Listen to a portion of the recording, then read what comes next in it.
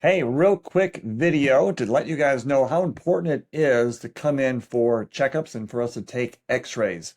This guy came in just the other day. He's a long-term patient of us. We've taken x-rays in the past. 2018, his teeth look like this. 2024, it looked like this. And now here we are, 2026. He has this big hole on his front tooth right here. This is called external root resorption. Unfortunately, the tooth is dissolving and he's going to wind up losing this entire tooth. But he was able to come in before it turned into a large infection, so it's going to be much more manageable going forward.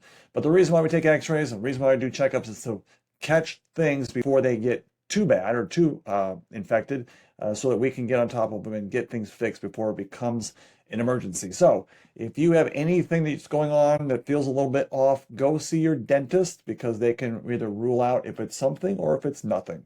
Many times patients come in and it turns out to be nothing, which is great news. But every once in a while, unfortunately, it does come in and it's something like this. But when caught early enough, we can manage it much easier. All right, take care.